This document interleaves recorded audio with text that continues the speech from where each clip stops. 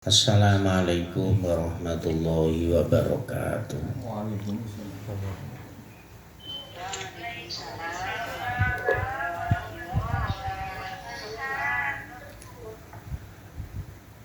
Ila ma'alif al-fatihah.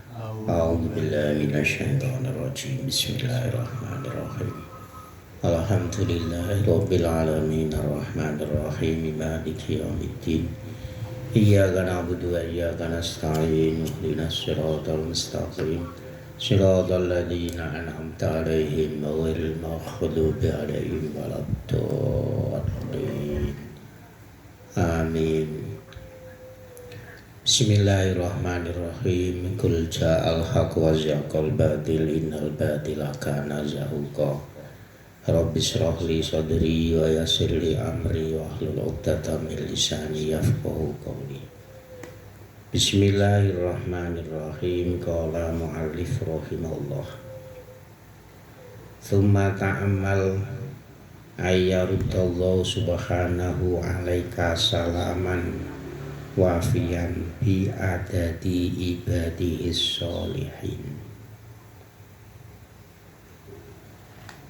Rukun sholat yang nomor 10 yaitu tasyahud atau tahiyat akhir. Kemudian yang nomor 11 yaitu membaca sholawat.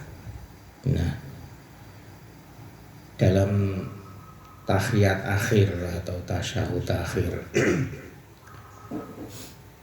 maka rukun sholat yaitu bacaannya at-tahiyatul mubarakatus sholawatut thayyibatulillah. Kemarin sudah dikatakan assalamu alayka ayyuhan nabiyyu wa rahmatullahi wa barakatuh. Jadi kita harus yakin, kita membayangkan ketika kita mengucapkan kalimah assalamu alayka ayyuhan nabiyyu wa rahmatullahi wa barakatuh, dalam jiwa kita, dalam hati kita, kita hadirkan sosok pemimpin umat manusia yaitu Nabi Muhammad sallallahu alaihi wasallam. Paling tidak dalam jiwa kita, hati kita, kita hadirkan perilaku beliau yaitu dengan penuh tawadhunya, penuh dengan akhlak yang baik, budi pekerti yang baik, dengan jiwa yang rendah hati. Dan kita sumata amal assalamu alayka ayyuhan nabiyyu wa rahmatullahi wa barakatuh. Assalamu alayna, ini wajib kita baca. Assalamu alayna wa ala ibadillahis sholihin. Ketika kita mengucapkan assalamu alayna wa ala ibadillahis sholihin, dalam jiwa kita, diri kita bayangkan, kita berangan-angan bahwa Allah mengembalikan salam kita kepada hamba-hamba Allah yang soleh. Soleh yang minimal pokoknya menjalankan perintah Allah, menjauhi larangan Allah. Itu minimal sudah dikatakan soleh. Nah, itu kita bayangkan, kita hadirkan bahwa Allah mengembalikan salam kita kepada hamba-hamba Allah yang soleh itu lebih sempurna. Lebih sempurna bahwa salamnya itu akan dikembalikan oleh Allah kepada kita sebanyak hamba-hamba Allah yang soleh. Jadi kalau kita hanya mengucapkan satu kalimat assalamu alayna wa ala ibadillahis sholihin, tapi bayangan kita Kita mengucapkan satu kali dalam bayangan kita dikembalikan, dibales oleh Allah dengan salam sebanyak hamba-hamba Allah yang soleh. Nah kalau seluruh dunia itu berapa juta atau bisa dikatakan berapa miliar. Ini ketika kita mengucapkan assalamu alaina wa ala ibadillahi sholihin. Jadi kalimat assalamu alaina wa ala ibadillahi sholihin ini kalau tidak kita baca bukan hanya ketika sholat, ketika kita masuk rumah kalau di rumah, ketika kita masuk kantor kalau kita di kantor, ketika kita masuk toko kalau kita punya toko, ketika kita masuk warung kalau kita punya warung, fa insya Allah semuanya itu akan penuh berkah, diberkahi oleh Allah. Jadi biadati ibadis sholihin, yaitu barokahnya kita mengucapkan assalamu alaina wa ala ibadillahi sholihin, Allah mengembalikan salam itu kepada diri kita sebanyak jumlah hamba-hamba Allah yang soleh. Salam itu artinya kan keselamatan. Summa tasyahud lahu ta'ala biwahdaniyati wali Muhammadin Nabi sallallahu alaihi wasallam birrijalati mujadidan ahdallahi subhanahu wa ta'ala bi'i'adati kalimatis syahadati wa musta'nifan littahassuni biha. Jadi setelah membaca sholawat assalamu alaika ayyuhan nabiyyu wa rahmatullahi wa barakatuh, assalamu alaina wa ala ibadillahi sholihin, maka rukun yang berikutnya yaitu tasyahud, kita mengucapkan asyhadu alla ilaha illallah wa asyhadu anna muhammadar rasulullah. Dan ketika kita mengucapkan syahadah, dua kalimat syahadah, maka itu adalah sebuah pengakuan kita bahwa Allah itu benar-benar esa, Allah benar-benar satu, tidak ada yang mendua, tidak yang menyekutukan. Allah itu hanya esa, segala kekuasaannya, segala keinginan atau irodahnya, semuanya itu adalah hanya milik Allah subhanahu wa ta'ala. Bahkan kehidupan yang kita alami semuanya itu tidak lain adalah karena irodahnya Allah subhanahu wa ta'ala.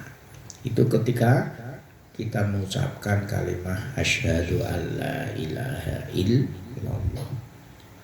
Dan ketika kita mengucapkan wa asyhadu anna muhammadar rasulullah sallallahu alaihi wasallam, kita mengakui, kita bersaksi bahwasanya Nabi Muhammad adalah utusan Allah.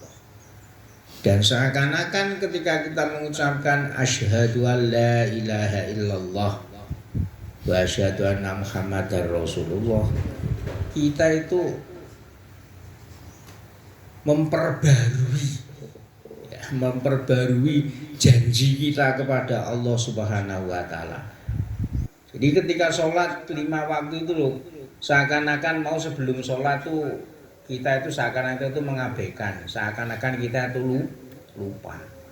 Jadi setiap kali sholat kita mengucapkan asyhadu alla ilaha illallah wa asyhadu anna muhammadur rasulullah, kita seakan-akan itu punya janji, ikatan, pengakuan kepada Allah bahwanya Allah itu esa dan Nabi Muhammad itu adalah utusan Allah.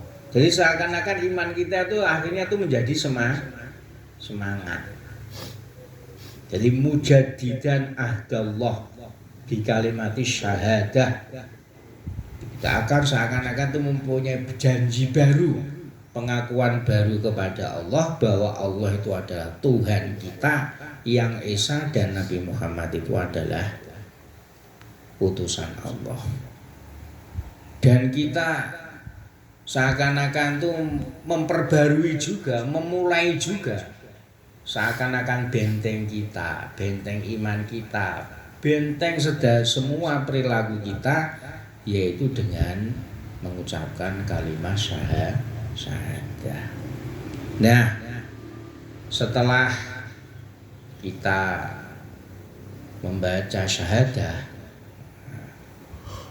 itu yang kemudian yang terakhir itu kan membaca surat Allahumma sholli ala Muhammad, boleh diberi Allahumma sholli ala Sayyidina Muhammad, itu juga boleh. Tapi yang wajib rukunnya itu adalah Allahumma sholli ala Muhammad wa ali Muhammad, itu sudah sunnah.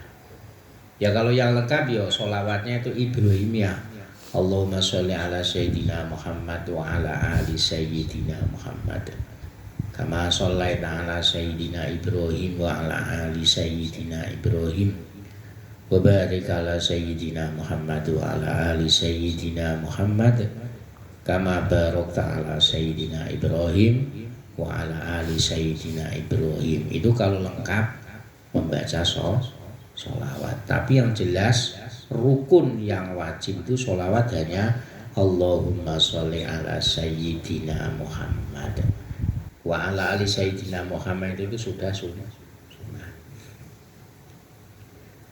Nah, setelah kita membaca sholawat Nabi, membaca tasyahud dalam tahiyat akhir, summad'u, ini sudah sunnah lagi. Pokoknya tasyahud itu akhir dia kewajiban rukun ketika kita tahiyat akhir ya mulai Allahumma sholli ala Sayyidina Muhammad.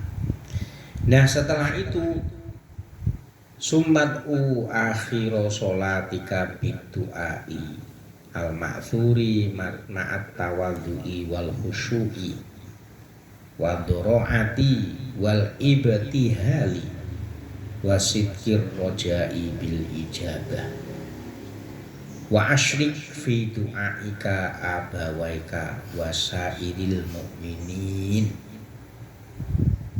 Nah, ini sudah termasuk sunnah. Jadi ketika kita itu sudah akhir daripada tahiyat ini sebelum salam, disunahkan yaitu membaca sholawat yang dinukil dari dari para sahabat dengan rasa tawadhu, rendah hati, khusyuk, kemudian diusahakan dengan sungguh-sungguh untuk merendah. Jadi doro'ah itu disempatkan untuk merendah semaksimal mungkin. Rendah hati, bukan rendah diri, bahwa kita itu mengakui tidak mampu. Wal ibtihali, ya, wal ibtihali, ibtihal itu doanya itu dengan sepenuh hati, Pak Ali.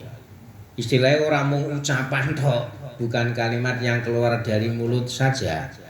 Tapi ibtihal itu ya doa tapi dengan sepenuh hati. Hati itu benar-benar meresapi. Wasidkir roja'i bil ijabah, dan kita yakin, kita sungguh-sungguh punya harapan bahwa doa kita itu adalah dikabulkan. Lah doanya itu apa? Yang ma'thur, Allahumma inni a'udzubika min adabil qabri wa min adabin nar wa min fitnatil mahya wal mamati wa min fitnatil Masihid Dajjal. Kalau yang akhir ya muqallibal qulub sabit qalbi ala dinik. Ya kalau kita artikan ya Allah, saya mohon perlindunganmu dari siksa kubur, dan siksa neraka, cobaan hidup dan juga cobaan mati. Cobaan hidup ya ruwet-ruwet, orang hidup itu kan macam-macam. Cobaan orang itu masing-masing tidak sama. Itu namanya fitnatil mahya wal mamati. Dan fitnahnya mati itu apa? Ya fitnahnya mati itu macam-macam. Ya. Jadi misalkan di sini disebutkan fitnahnya mati itu apa toh? Fitnahnya hidup itu apa toh? Fitnah hidup pun kita termasuk mudah meninggalkan ibadah kepada Allah itu sudah merupakan fitnahnya hidup, karena hidup itu pada dasarnya itu adalah pengabdian kita tuh kepada Allah Subhanahu wa ta'ala. Lah fitnahnya mati itu apa? Ya ketika dikubur. Nalika ditakoni malaikat mungkar nakir yo iso jawab. Dan ini iso jawab ini kan menjadi cobaan. Fitnahnya mati juga. Pokoknya ora dicokot ulo, ora dicokot kala jengking. Makanya ini orang yang masih hidup senantiasa mendoakan orang yang sudah mati. Karena fitnahnya mati itu gersah, terutama gersah. Makanya Kanjeng Nabi itu kalau dawuh awal permulaan orang yang sudah mati itu malam pertama. Biasanya ditungoni bojone, anake, nek iso digawene kopi, digodhogno jagung, telo dan seterusnya. Lah kok bengi iki mati ora ana koncone. Ini semoga fitnah-fitnah dalam kematian, dalam kubur ini dijaga oleh Allah. Makanya sadar Rasulullah ketika ada orang meninggal dunia, kita banyak bersedekah untuk orang yang sudah meninggal dunia. Di sedekah tekanannya ning Kanjeng Nabi itu tasoddaq ala maut. Sedekah seberapa kemampuan kita, sedekah diberikan hadiah Fatihahnya atau pahalanya kepada orang yang sudah meninggal dunia. Dan kita harus punya keyakinan bahwa doa-doa kita itu diampuni oleh Allah Subhanahu wa ta'ala. Jadi kalau bisa itu tahiyat akhir itu doa. Kalau kita tidak berdoa itu malah makruh. Jadi kalau bisa itu tekanannya itu disunahkan berdoa, yaitu diantara minimal itu Allahumma inni a'udzubika min adzabil qabri wa min adzabil nar wa min fitnatil mahya wal mamati wa min fitnatil masiihid dajjal ya muqallibal qulub sabbit qalbi ala dinik. Yang artinya apa? Ya fitnah dajjal itu banyak kali. Dajjal itu ya banyaklah yang mendawuhkan dajjal itu besok kalau menjelang hari kiamat semua orang yang ada di kubur patokane ditendang, orang yang masih hidup itu, orang yang sudah mati semuanya itu akan hidup. Ditanya, kamu iman kepada saya atau tidak? Kalau tidak iman kepada Dajjal tapi imannya kepada Allah akan digorok dan seterusnya. Dan diantara sebagian ulama mengatakan fitnahnya Dajjal ya apa itu teknologi semacam ini sekarang ini banyak. Kita itu mementingkan teknologi tapi urusan ibadah itu diabaikan. Itu diantaranya itu adalah fitnahnya Dajjal. Ya kalau lengkap banyak. Di antaranya Allah maghfirli ma qaddamtu wa ma asrartu wa ma a'lantu wa ma akhartu wa ma asrafu wa ma anta alamul ghuyub.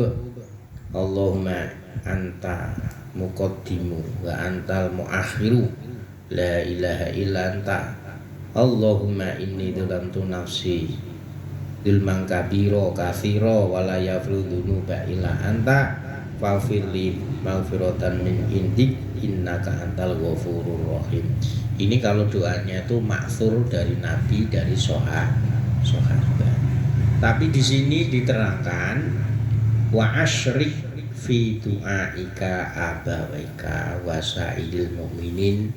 Jadi di samping itu kalau bisa ketika doa pada tahiyat yang terakhir, Allahumma firli dunubi wali walidayya wali jami'il muslimina wal muslimat wal mu'minina wal mu'minat. Ini kalau sempat. Tapi biasanya tuh agak lama. Agak lama itu sing biasanya tuh protes itu makmumi. Akhirnya kalau imamnya itu bijaksana ya yang penting diambil yang rukun-rukun saja. Tahiyat agak lama ketika kita sholat sendiri, minimal ketika sholat sunnah. Waqsid indat taslimi assalama alal malaikati wal halirina. Ini rukun yang terakhir dalam sholat yaitu salam assalamualaikum warahmatullah. Assalamualaikum warahmatullah. Yang wajib rukun itu adalah salam yang pertama, sedangkan salam yang kedua itu hukumnya sunnah. Nah, ketika kita mengatakan atau mengucapkan assalamualaikum warahmatullah, kita itu mempunyai tujuan, mempunyai maksud, kita itu salam kepada para malaikat. Ya karena kita itu kehidupan kita itu sehari-hari itu senantiasa diiringi oleh malaikat. Jadi telinga kita, hidung kita, mulut kita, mata kita, kemaluan kita itu ada yang menjaga, yaitu para malaikat. Olano turu kupingnya ora dileboni coro, turu irungnya ora dileboni coro dan seterusnya, itu karena ada penjaganya. Ya cuman kita saja yang tidak melihat. Jadi ketika salam kita punya keinginan, kita punya maksud, kita uluk salam kepada malaikat dan para hadirin itu ya ikut yang sholat berjamaah. Nah, nek sholat dhewe iki piye? Dan sholat dhewe paling tidak itu sudah mengena para malaikat. Wanwi khotmas sholati bihi, dan ketika kita salam yang pertama itu kita niat bahwa kita mengakhiri rangkaian daripada ibadah sholat. Wanwi lam niyato siro khotmas sholati ing mungkasi mengakhiri sholat bihi kelawan salam. Jadi umpamanya assalamualaikum warahmatullah sudah, umpamanya rawiridan langsung pelencing ya enggak apa-apa, karena memang yang wajib atau rukun itu adalah salam yang pertama, sedangkan yang kedua itu sudah menjadi sunnah hukumnya. Nah, ketika kita mengucapkan assalamualaikum warahmatullah, di samping kita niat, tapi niat itu kontroversi. Niat mengakhiri salam atau keluar dari sholat itu ulama berbeda pendapat. Ada yang mengatakan itu wajib, ada yang mengatakan itu sunnah. Karena memang apa itu namanya, definisi dari pasda sholat itu adalah fi'lun wa af'alun wa aqwalun yuftatahu bihi takbiratul ihram wa yuftatamu bihi assalamu. Jadi yang namanya sholat itu adalah rangkaian ibadah, baik itu ucapan maupun gerakan yang diawali dengan takbiratul ihram dan diakhiri dengan salam. Makanya kalau niat keluar dari sholat itu ulama berbeda pendapat. Ada yang mengatakan itu wajib, ada yang mengatakan itu sunnah. Tapi yang kaul yang kuat, yang muktamad itu adalah hukumnya sunnah. Ini kalau bisa, karena ini sudah bahasanya itu ranahnya itu ranah tasawuf. Ketika assalamualaikum warahmatullah kita niat sholat itu sudah berakhir. Rasanya sudah tamat. Wastashir syukrallahi subhanahu ala taufiqihi li'itmami hadhi ta'ati. Dan kita merasa, jadi namanya merasa itu kan hati. Dan dalam diri kita itu merasa, kita rasakan betapa besarnya syukur kita kepada Allah Subhanahu wa Ta'ala. Karena apa? Kita diperintahkan untuk syukur, dalam hati kita itu bersyukur kepada Allah Subhanahu wa Ta'ala, karena Allah memberikan pertolongan kita melakukan ketaatan ibadah, yaitu ibadah sholat.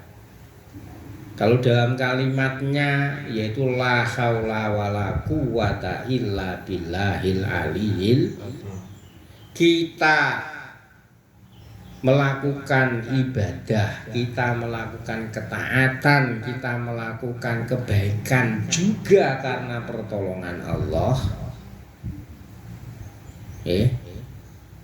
Dan andikan kita dijauhkan dari kemaksiatan, tidak melakukan dosa, semuanya juga karena pertolongan Allah. Maka oleh karena itu, ketika sudah assalamualaikum warahmatullah, kita merasa bersyukur bahwa Allah memberikan pertolongan kepada kita untuk menyempurnakan sholat.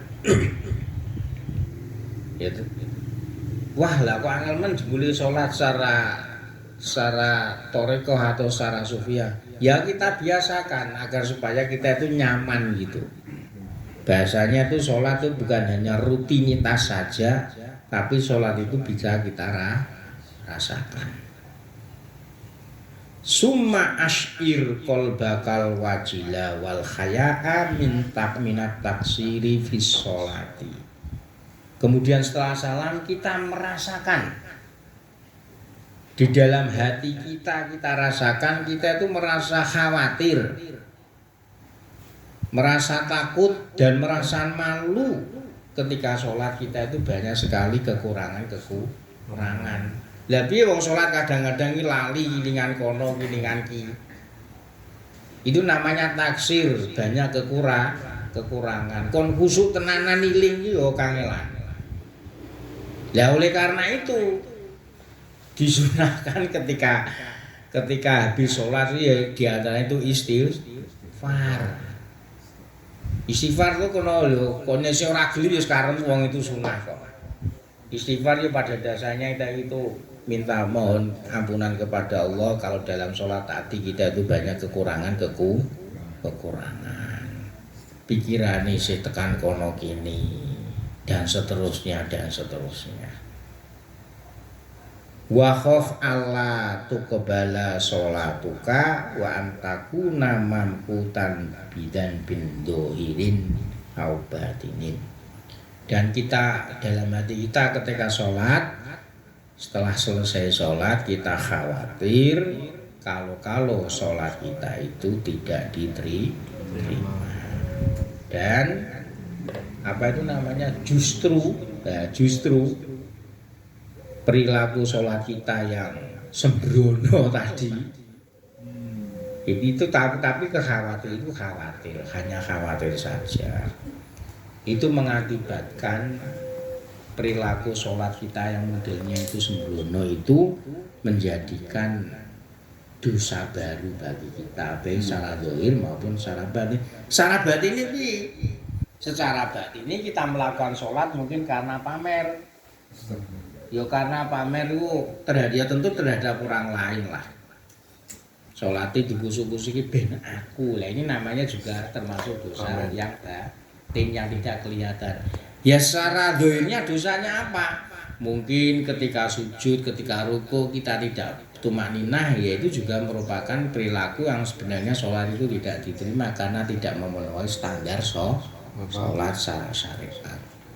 Ya kita khawatir semacam itu, makanya tadi yaitu ketika sholat itu disunahkan untuk beristighfar, membaca kan la ilaha illallah wahdahu la syarikalah. Itu bacaan tapi sebenarnya yang menghapus dosa-dosa kecil. Cuman sithik-sithik ora ana ajarane Kanjeng Nabi, ora ana ajarane Kanjeng Nabi.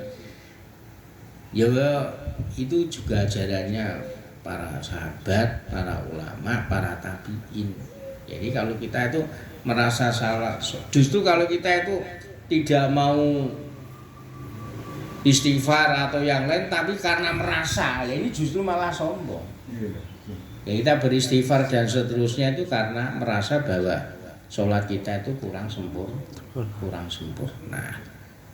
Ini mesti tulang kita itu sholat kita kurang sempurna itu mesti. Oleh karena itu disunahkan setelah sholat kita itu istighfar, wiridan dan seterusnya. Faturaddu sholatu kafi wajika wa tarju ma'adhalika ayyaqbala bikarmihi wa fadlihi. Nah, karena kita punya kekhawatiran justru perilaku sholat kita ini mengakibatkan dosa-dosa yang baru, baik zahir secara batin.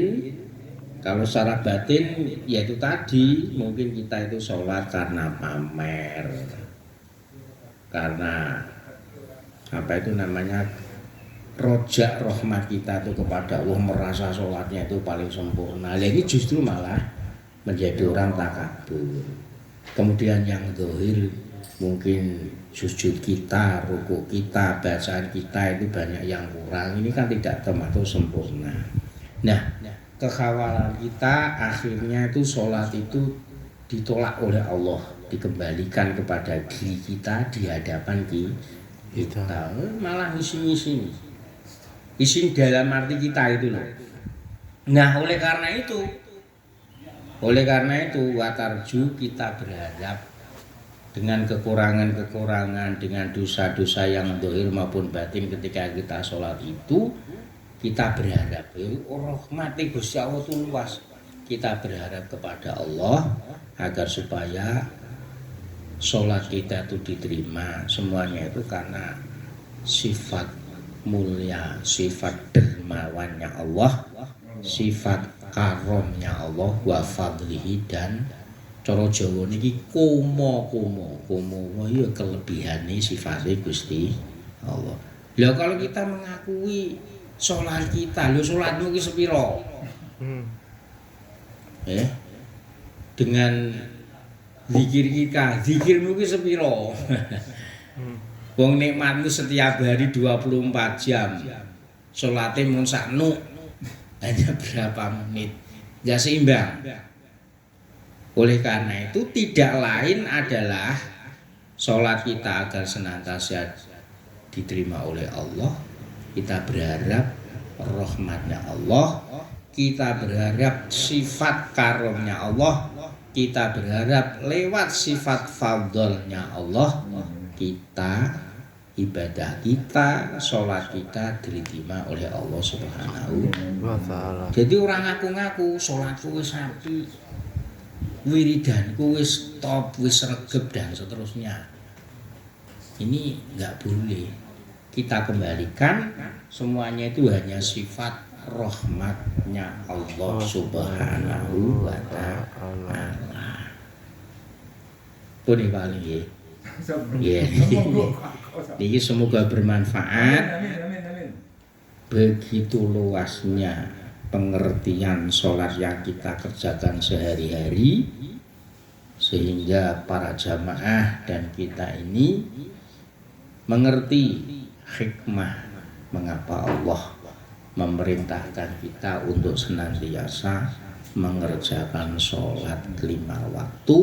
Tidak lain adalah agar kita menjadi orang yang tawadhu, rendah hati, wal khusyuk, dan hatinya itu tenang, wal dhoro'ah, dan senantiasa menyempatkan diri. Wong namanya orang kadang-kadang itu tababur, dikembalikan untuk menjadi orang yang rendah hati. Ini dikongkon sholat ini ora petindingan, tapi perintahkan sholat itu agar supaya rendah hati, tidak takabur.